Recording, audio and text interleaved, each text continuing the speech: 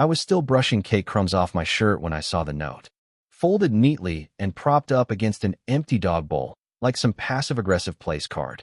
Be a darling and watch your sister's 5 dogs. We're off to the spa. Love you. That was it. No, happy birthday, Luke. No, thanks for always stepping up. Not even a lousy smiley face. It was my 21st birthday. 21. I wasn't expecting fireworks or some grand gesture, but I thought, stupidly, that maybe this year would be different. Maybe they'd remember that I wasn't just a built-in babysitter with a driver's license and a pulse. Maybe someone in this family would treat me like an adult, or at least like a person. But no, of course not. Why would they? I was the responsible one, the quiet one, the one who didn't cause scenes, didn't pick fights, didn't make everything about himself. That was always Kayla's job. Kayla, my older sister by 2 years and my parents' favorite child since birth. She had a flair for drama and a talent for weaponized helplessness. When she wrecked her car, Dad bought her another. When she dropped out of college for the 3rd time, Mom turned it into a journey of self-discovery. When she impulse adopted 5 high-strung rescue dogs from a sketchy online breeder, guess who got guilt into feeding them every time she had a mental health break? Yours truly. Me. Luke, the human doormat. I should have seen it coming. The way my mom had been floating weird comments all week like, "You don't have plans this weekend, right? Or you love dogs, don't you? You're so good with them." And my dad, God, my dad, just chuckled behind his newspaper like it was all so charming. But I didn't press. I didn't ask. I never do. Because after 2 decades of walking on eggshells, you stop questioning the people who keep handing you the broom. To be fair, I didn't even notice the note at first. I'd gotten back from class late, final semester of undergrad, trying to keep my GPA alive, and found the house eerily quiet. No blaring TV, no fake laughter from the kitchen, just the low whimpering of dogs behind the sunroom gate. The smell hit me before anything else. That ripe, humid stench of unwashed fur and cheap kibble. And there they were, all 5 of them. Snarling, yapping, pacing like furry inmates on death row. No food in their bowls. No water either. And taped to the counter, right above the bag of unopened dog treats, was that freaking note. For a second, I just stood there in stunned silence. I even laughed a little. Not because it was funny, but because I didn't know what else to do. I picked it up, turned it over, as if maybe there'd be a "just kidding" on the back. Nope. Just a second note, tucked behind the first. This one in Kayla's loopy cursive. THX bro. They eat twice a day, love belly rubs, and please don't let them on the couch. Also, Trixie's allergic to beef. Sorry, no timestamp. No heads up. Just dumped on me like always. I don't know why that moment broke something in me. Maybe it was the fact that I'd spent the entire day waiting for someone, anyone, to acknowledge my birthday. Not a single call from my parents. No text from Kayla. Even the group chat with my old high school friends was dead silent, save for a meme someone had recycled from last year. And here I was, elbow deep in dog duty for people who couldn't even be bothered to say happy birthday. Not once. I sat down on the armrest of the couch, careful not to let the dogs jump up, as if that rule still mattered, and just stared at the floor. My phone buzzed.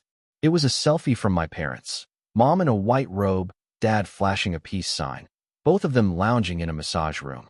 The caption? Finally some R&R. I swear to God, they looked younger, happier, freer. Like dumping their responsibilities on me had been the vacation itself. I didn't reply. I didn't even open the text.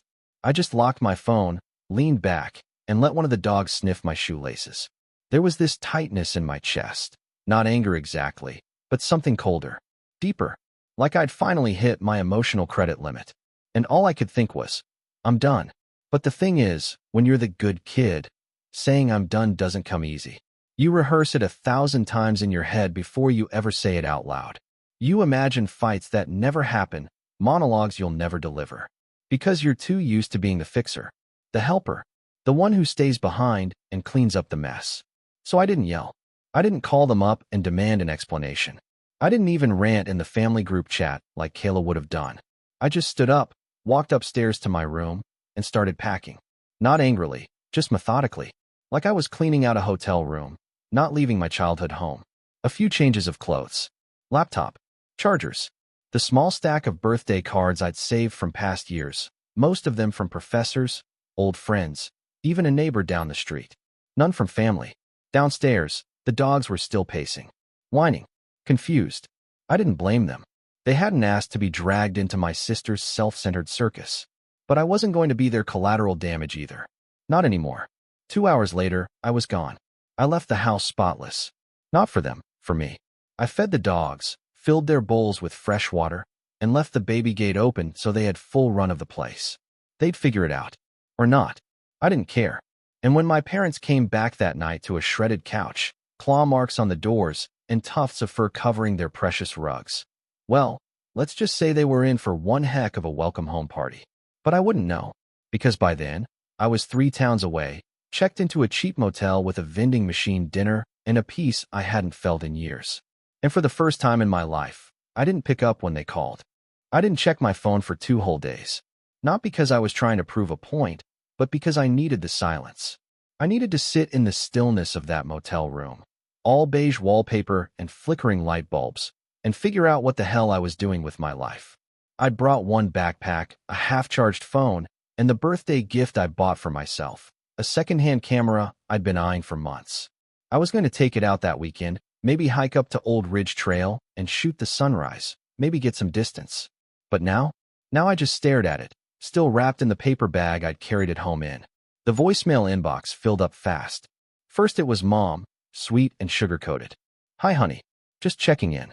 I'm sure there's a good reason you left. We're back now. The dogs were a little rowdy, but no biggie. Anyway, call me when you can." Then Kayla, more casual. Hey. So the dogs wrecked the couch. Like, destroyed it. You couldn't have at least crated them or something. Seriously." She hung up without even pretending to care. Then Dad, the disappointed tone. "Luke, you left without saying anything. That's not like you. You should have told us. We would have made other arrangements. Just call your mother back, would you? Would have made other arrangements. Right. Like how they would have paid attention to my birthday if I'd just reminded them. Or would have cleaned up after Kayla if I'd just asked nicely. That's the thing about my family. They always speak in retroactive empathy. Like their concern only kicks in after the damage is done, and even then, it's conditional." On Monday morning, I finally cracked and listened to the latest voicemail. Kayla again. "Okay, what the hell, Luke? The dogs ruined the floor. Like, actual damage. Scratch marks everywhere. The couch cushions are toast, and Mom is freaking out about the carpet. You owe us for this. You just left them here? Who does that? Call me." That one got to me. Not because I felt guilty, I didn't, but because it confirmed what I'd always suspected. I was never the sibling. I was the cleanup crew, the fallback plan, the second string. They didn't care that I was gone. They cared that their furniture was ruined and their weekend was wasted. And somehow that was my fault. I still didn't respond. I checked out of the motel, drove 2 hours south, and crashed on a college buddy's couch for a few nights. Aaron didn't ask questions, just handed me a beer and tossed me a blanket. We watched old movies and made boxed mac and cheese like we were back in sophomore year. It was the most seen I'd felt in weeks. Meanwhile, back home, the group chat blew up. MO on Monday, 9:17 a.m. "Luke, please. This isn't like you. We need to talk." Kayla Monday, 11:03 a.m. "The cleaning estimate is $840. We're splitting it 50/50ths. Fair is fair." Dad Monday for 51 p.m. "Your mother's upset. That rug was a gift from her grandmother." Kayla Tuesday, 8:40 a.m. "You think this is funny? Grow up." MOM Tuesday, 12:10 p.m. "Luke, you're acting like a child. This isn't how family works." That line did it. This isn't how family works. I stared at that sentence for a long time. Reread it until the words lost meaning. Because if this was family, if using someone, ignoring them, guilt-tripping them, then calling it love, then maybe I didn't want any part of it. I finally typed back a single message. "You left me a note." And then I muted the thread. The next day, Kayla showed up to Aaron's place. I should have known she'd track me down. I'd forgotten she followed me on SnapMap. She banged on the door like she owned the place, yelling my name like we were still 12 and I'd taken her hairbrush. Aaron answered before I could stop him. "Is Luke here?" she asked, hands on her hips, wearing oversized sunglasses like she was dodging paparazzi. Yeah," Aaron said. "Should he not be? I need to talk to him." "Then talk." He shrugged and stepped aside. I stayed seated on the couch.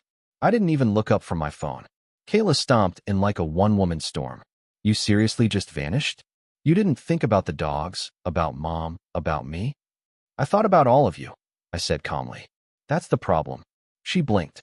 You're being dramatic, says the woman who left 5 animals in a house with no warning. They're not animals, Luke. They're my kids. That actually made me laugh. You didn't even feed them. I did. Before I left. She flushed. Well, I was under the impression you'd be there all weekend. I mean, that's what you do, right? Help out? Be the hero? No, I said. That's what I used to do. For a second, she looked confused, like I'd said something in a foreign language. Then her expression hardened. Well, guess what? Mom and Dad are talking about pressing charges for damages. That got Erin's attention. You're kidding. I'm not, she snapped. They're serious. The floor's ruined. The rug's done. The spa won't refund them. It's your fault. My fault. I stood up. Not yelling. Not towering. Just tired. You left me a note. You didn't ask. You didn't call. You expected me to drop everything. On my birthday. Because that's what I always do, right? And now that I didn't, I'm the villain. Kayla crossed her arms. You abandoned the dogs. They weren't mine to begin with, I said. Silence. Long, uncomfortable silence. I'm not coming back, I added. She scoffed. You're just going to cut everyone off over one weekend? It was never just one weekend. I walked to the door, opened it, and gestured for her to leave. She didn't move. You really think this is how you fix things? You think running away makes you a grown-up? No, I said quietly. I think setting boundaries does. Then I closed the door behind her. That night, the texts started again. First from Mom, sad and syrupy. Then from Dad, cold and clipped.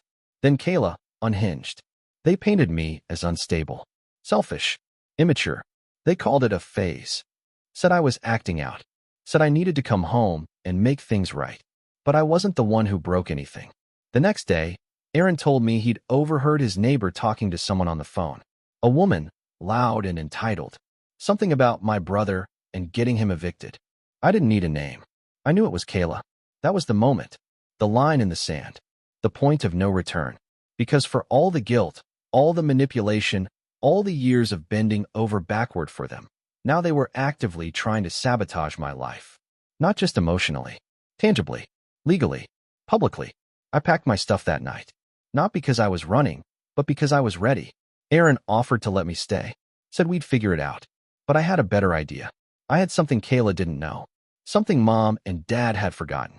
A card I hadn't played yet. And I was done waiting to be dealt in. By the time I left Erin's place, I was flat broke, emotionally fried, and had nowhere else to go. I wasn't spiraling exactly. It was quieter than that, like drifting underwater. I didn't cry. I didn't yell. I just kept moving. That's the funny thing about rock bottom. It doesn't always come with sirens and explosions. Sometimes it's just a cheap duffel bag, a near-dead phone, and a long drive to nowhere with the windows down because the AC doesn't work. I crashed at a 24-hour diner that night, nursing a coffee for 4 hours until the manager gave me a suspicious once-over and said they don't do loitering. I smiled politely and left a tip I couldn't afford. Then I sat in my car until sunrise, flipping through job listings and half-baked life plans like they were lottery tickets. I considered going back. I really did. Not because I missed them, but because I didn't know what else to do. But every time I thought about walking through that front door again, Kayla with her condescending tone, Mom pretending nothing ever happened, Dad saying, let's just move on, like my feelings were a speed bump, something in my chest tightened. Like walking back would mean erasing everything I'd just started to stand up for. So I didn't. Instead, I pulled into a gas station, bought a 99-cent notebook and a pen, and started making a list. Things I actually want. A place that's mine. A job that pays enough to breathe. People who actually see me. A life that doesn't revolve around apologizing. A reason to wake up that is an obligation. It wasn't profound, but it was a start. I texted a couple of old friends. Not the fake kind who sent memes twice a year, but the ones who still remembered my favorite pizza topping and the time I accidentally walked into the girls' bathroom in 8th grade. Most of them didn't respond. One did. Elijah. We hadn't talked in nearly a year, but he messaged back in 5 minutes. Dude, come stay. My roommate just bailed. You'd actually be saving my rent. So I drove another 6 hours. Elijah lived in a worn-down 2-bedroom apartment above a bookstore. The stairwell smelled like mold and burnt popcorn, and the shower made a high-pitched squeal if you turned the handle too fast. But it was warm and quiet, and no one expected me to feed 5 dogs or stock the fridge. He didn't ask what happened, just threw me a blanket and made me eggs like we were back in freshman year. "Stay as long as you need," he said. I got a job 2 days later. It wasn't glamorous, a part-time shift at a print shop down the block. Minimum wage, fluorescent lighting, an old guy named Barry who kept calling me kid, even though we were probably the same age. But it was honest. And for the first time in months, I didn't dread waking up. I'd walk to work every morning with a thermos Elijah loaned me, earbuds in, hoodie up, breathing in the cold air like it meant something. Like I was finally part of the world, not just watching from the bleachers. Nights were quieter. I'd sit on the fire escape with my camera, snapping long exposures of the street below, trying to remember how it felt to be curious about life again. I started posting the photos online. Nothing serious, just a throwaway Instagram account where I could drop pictures without anyone judging. I didn't expect much, but people started noticing. A travel blog reposted one of my shots. Then a small art collective DM'd me, asking if I wanted to contribute to their next zine. I said yes before I could talk myself out of it. It wasn't money, not yet, but it was something better, recognition. One night, a message popped up from an unfamiliar account. It was a woman named Grace, said she ran a small creative agency looking for a photographer for a local event. I told her I didn't have gear. She said, "We'll rent it. Just bring your eye." I almost said no. I was still walking around with imposter syndrome like a second spine. But something in me, some tired, stubborn part that had lived too long in the shadows, said yes. The event was a community fundraiser. Nothing fancy, but I showed up early, stayed late, and shot everything I could. Kids playing tag under string lights, a grandpa slow dancing with his wife on a creaky wooden stage, someone spilling lemonade and laughing about it. Real stuff. Unfiltered. Unposed.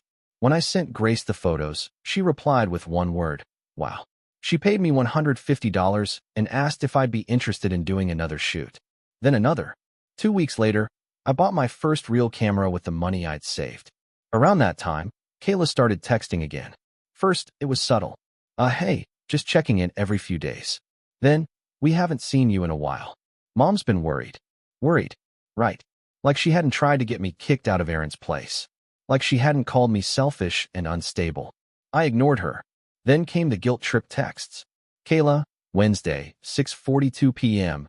It's been 2 months, Luke. Are you seriously ghosting your entire family over a dog-sitting thing?" Kayla, Friday, 11:10 a.m. Mom's birthday is coming up. If you don't show up, she'll be crushed. Just saying. Kayla, Saturday, 2:37 p.m. Okay. Wow. So this is who you are now? Mr. Independent with his little camera business? Good for you. Don't forget who helped you get there. That last one nearly made me throw my phone across the room. Helped me? They hadn't even said happy birthday. They hadn't supported my photography when I was 16 and wanted to take classes. Dad had called it a hobby, not a career. Mom told me to be more realistic. I stared at the message for a long time. Then I blocked her. That was the day I realized something important. Rock bottom wasn't just a place. It was a filter. It showed you who would come looking for you when you vanished, and who would only miss what you used to do for them. Elijah threw me a small birthday dinner a month later, belated, but it was the first one that actually felt like mine. A couple friends from the art collective showed up. Grace brought cupcakes. Barry from the print shop even stopped by with a used camera strap and said, "Don't tell anyone I'm soft." I didn't, but I wrote him a thank you note anyway. I was still broke, still rebuilding, but I felt whole. There was this quiet strength growing in me, like muscles I didn't know I had. I wasn't angry anymore, not exactly. Just done. Done begging to be included. Done waiting to be chosen. Done playing the part of the dutiful son and convenient brother. I'd started writing again, too. Nothing serious, just journaling. But it helped. Helped me track the climb back up, one slow inch at a time. A few weeks after my first paid gig, Grace introduced me to someone from a regional magazine. They were doing a feature on local artists and needed portrait shots. I got the job. Then another. I wasn't just getting work. I was building a name. People started tagging me, recommending me, following me. I wasn't famous, but I was free. And that's when I saw it. A new post from Kayla on Facebook. A photo of our family house, pristine and renovated. A caption that read, grateful for new beginnings. Family first, always. And the kicker? My name tagged at the bottom, like I'd had anything to do with it. Like I was part of the team again. I felt my jaw tighten. I hadn't spoken to them in months. I hadn't gone home. I hadn't answered a single call. And yet here she was, rewriting the narrative in real time, playing the loving sister, erasing the part where she used me and tried to ruin me when I walked away. But I wasn't going to argue with her. I was going to show her. Not through words, not through some dramatic confrontation, but through something better. Because by then, I wasn't just surviving anymore. I was planning, and what I had in mind would make them wish they'd never handed me that note. I didn't see the setup as revenge at first. Not consciously, anyway. It started as something simpler, a quiet urge to reclaim the parts of myself they'd always dismissed. I didn't want to burn bridges. I wanted to prove I never needed theirs to begin with. But the deeper I got into my work, the more I realized just how many doors had been closed to me before, and how quickly they were opening now. By April, I was shooting 3 to 4 events a week. Portraits, engagements, even a small wedding. Grace got me a few gigs with local businesses that needed headshots for their websites and ads. My inbox stopped being a ghost town. I started raising my rates. People still booked me. And somewhere in that busy blur of lenses, lighting, and late-night editing sessions, a switch flipped in my brain. I wasn't just surviving anymore. I was building. And suddenly, I had leverage. Because as fate would have it, my parents' suburban neighborhood had recently started a rebranding campaign. Some property developer had bought up 3 lots and was turning them into a community space, complete with a coffee shop, a new dog park. And this is where I started laughing, a creative commons for local artists to showcase work and hold events. Guess who got the contract to photograph the groundbreaking? Me. Grace pitched me without telling me first. I got the confirmation email one morning before breakfast. I reread it 3 times to make sure it wasn't a prank. And then I saw the name on the community board's sponsorship committee, Linda Matheson, my mother. The same woman who once told me photography was a nice little hobby, but I'd never make a living from it. Apparently now I was qualified to capture her ribbon-cutting ceremony. The layers of irony were so rich I didn't even know how to process it. Part of me wanted to decline out of principle. Another part, the part that had carried their emotional baggage like a pack mule for 21 years, saw the opportunity for what it was. An open door, not into their house, but into their world. And this time, I got to decide what story got told. So I said yes. Grace arranged the shoot logistics. I scoped out the location, marked lighting angles, tested sound. Every detail locked down. I wasn't just going to show up. I was going to own it. I started prepping a behind-the-scenes vlog, my first. Just raw footage of me setting up tripods, narrating the layout, giving tips for event coverage. But halfway through filming it, I had an idea. What if the video wasn't just behind the scenes? What if it told the real story? Not the one my parents would post on Facebook. Not the polished version Kayla would share with some syrupy caption about the value of community. But my story. I didn't make it bitter. I made it honest. I opened with a shot of the community lot, empty and half-paved, and said, "Funny how life circles back. A year ago, I couldn't get anyone to take me seriously with a camera, least of all my family. They thought this was a phase, a distraction, not something real. But now I'm getting paid to document the world they live in. And the best part? They hired me without even realizing it." I smiled into the lens. So, here's what you do when the people who wrote you off accidentally invite you back in the door. You hold it wide open. You bring receipts. And you tell the truth. I didn't name names. But the subtext was clear enough. To anyone who knew me, and especially to those who didn't, it looked like a story of quiet triumph. But it was something more than that. It was preparation. Because as the shoot date approached, I started pulling threads I'd left untouched for too long. I revisited old messages, saved voicemails, screenshotted texts, not to weaponize them, just to have a record, a paper trail. I wasn't planning to use it. Not yet. But I wanted it ready. Because I had a feeling. And that feeling sharpened when I got a phone call from a blocked number the week before the event. I almost didn't answer. "Hello. Luke. Hi. It's your mom." Silence on my end. She rushed to fill it. "I heard you're doing the photos for the groundbreaking." I didn't realize it was you until they sent over the contract. Still, I said nothing. "We're really proud of you," she added awkwardly. "You've come a long way." I let that hang. Finally, "Thanks." Pause. Will you be staying after? There's a small dinner afterward. Just a few of the committee members. And Kayla. She's really excited to see you. I almost laughed. I could picture it perfectly, the quiet recalibration happening on her end. The moment she realized she might have pushed too far. That the prodigal son wasn't crawling back. He was showing up with a camera and a platform. I'll think about it, I said. I've got other clients to see that day. A lie, but she didn't question it. I hung up feeling both empty and electric. They weren't sorry. They were calculating, realizing, slowly, that the narrative they'd spun for years, Luke the helper, the backup, the boy with no backbone, didn't work anymore. And that terrified them. That night, I called Elijah. I need your help. He didn't even ask why. I told him my idea. Half-baked. Risky. Petty maybe. But not illegal. Not cruel.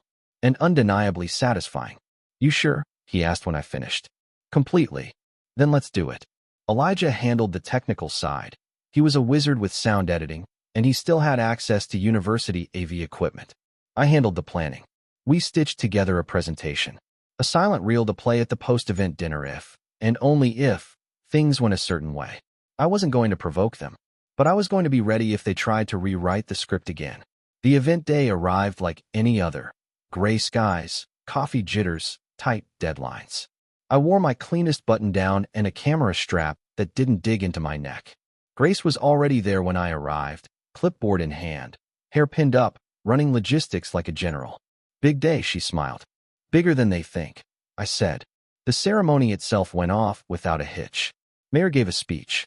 A local high school band played a barely recognizable version of the national anthem. My mom smiled for every photo. Kayla wore a blazer 3 sizes too expensive for someone who still lived rent-free. I got my shots. All of them. And not just of the event. Of them. Kayla whispering to my mom with that tight-lipped smirk she always wore when she thought no one was looking. My dad scanning the crowd like he was checking for important people to impress. It was like watching actors slip in and out of character between takes. And I was the one holding the camera. Afterward, they pulled me aside. Can we talk? Mom asked. I glanced at my watch. Quickly, Kayla stepped forward, all fake warmth and overdone perfume. We're really glad you came, she said, patting my arm like a politician. Seriously, this whole thing, you crushed it. Thanks. And listen, she added, voice dropping. We were thinking, maybe you could help us build a little online presence. For the family. You know, like a legacy thing. I blinked. A legacy thing. Yeah, you could document our family stuff. Reunions. Vacations. House projects. You've got the eye. I let that hang. You mean like how I documented my birthday last year? Her smile twitched. I've got to go, I said. And I did. But not before making sure the dinner was still happening. Elijah would be there in 30 minutes. Grace too. I had one more part to play. One last shot to line up. And if everything went the way I expected, they'd finally see the whole picture. The dinner was hosted in a modest but elegant event hall just off the edge of the new development site. Round tables with white tablecloths, catered trays of hors d'oeuvres, a string quartet playing in the corner. Nothing flashy, just upper-middle-class charm trying too hard. I walked in just as they were finishing the ribbon-cutting recap, with Kayla up front, mic in hand, hamming it up for the sponsors like she was the face of the whole operation. Elijah gave me a subtle nod from the back of the room. He was already stationed at the A/V booth we'd scoped out earlier, laptop hooked into the venue's projection system. Grace stood nearby, chatting up one of the board members, wearing a neutral expression that gave away nothing. No one suspected a thing. I didn't want drama. I wanted precision. And I was about to give them the clearest picture I'd ever taken. Kayla stepped off stage, beaming like a reality TV host. Our parents were at the table near the front, basking in her glow, laughing like everything was fine. Like the last year hadn't happened. Like I hadn't been ghosted, blamed, and cut off emotionally just long enough for them to come crawling back when I became useful again. Mom saw me before anyone else did. Her expression lit up with performative warmth. Luke, you made it. I gave a tight smile. Wouldn't miss it. Dad stood and clapped me on the back like we were old pals, and Kayla slid up beside me with her wine glass in hand. Did you see the turnout? She said, like I hadn't photographed every single face in the crowd. You really captured something special today, Luke. I mean it. I know, I said flatly. And I'm glad you think so. Because I brought something special to share. That caught her off guard. Oh, you edited already. Sort of. I gave Elijah the signal. He tapped a few keys. The quartet stopped playing as the lights dimmed slightly. A few people looked around, curious but not alarmed. This won't take long, I said to the room. Just a short piece I've been working on. Not for the sponsors. For the family. I watched Kayla's smile freeze. Mom's wine glass paused mid-sip. Dad raised an eyebrow, but stayed silent. Then the video began. It started harmless. Clips of the ribbon cutting, the band, the crowd, all framed beautifully, almost like a tourism promo. A few murmurs of approval from the audience. My mother nodded. Kayla glanced around, trying to look casual. Then the tone shifted. The visuals cut to black and white shots of the house I grew up in. The front steps, the old swing, the garage door that still had my initials carved into the frame from when I was 9. Over those images, my voice came in. Calm. Even. For a long time, I believed being useful was the same as being loved. I was wrong. A hush fell over the room. The next clip was a still frame of the note my parents left me on my 21st birthday, the real one. I'd kept it, scanned it, and now it filled the screen. Be a darling and watch your sister's 5 dogs. We're off to the spa. Laughter erupted from a few people in the back who didn't know the context. Then came the photo of the trashed living room. Chewed couch, scratched floor, carpet destroyed, all time-stamped, with no edits. Then came the audio. Snippets of voicemails layered one after another. Mom, this isn't how family works. Dad, you should have told us. We would have made other arrangements. Kayla, you owe us for this. Each quote played over a black screen. No music, just their voices. For years, my voiceover continued. I was the one who stayed behind, who cleaned up, who said yes, because it was easier than fighting. And when I finally said no, they tried to rewrite the story. Then came the clips of Kayla at the groundbreaking, her whispering to our mom, rolling her eyes, smirking when she thought the cameras weren't watching. Then, and this was the kicker, a still of her Facebook post tagging me as if I were part of their success. My name, underlined in red. The caption, family first, always. My voice came in one final time. This is what happens when you stop letting people use your silence to build their own legacy. You start telling your version of the truth. The screen faded to black. A single phrase appeared, white text on dark. Some pictures don't need captions. Silence. Long, uncomfortable. Deafening. Then someone in the back, one of the younger board members, started clapping. A few others joined in. Polite. Confused. Unsure what they'd just watched, but moved nonetheless. My mom sat frozen, hand clenched around her wine glass. Kayla stared daggers through me. Lips parted like she wanted to say something, but couldn't find the script. My dad leaned back in his chair, face unreadable. I didn't wait for them to speak. I stepped up to the mic. Thank you for watching, I said simply. Photos from today's event will be sent to your inboxes by Friday. That concludes my part in this project. And with that, I stepped away. Grace intercepted me halfway to the door. Holy hell, she whispered, grabbing my arm. Are you okay? Better than ever. Elijah was already packing up the laptop, trying not to smirk. Remind me never to piss you off. I smiled. You'd have to matter a whole lot more to me first.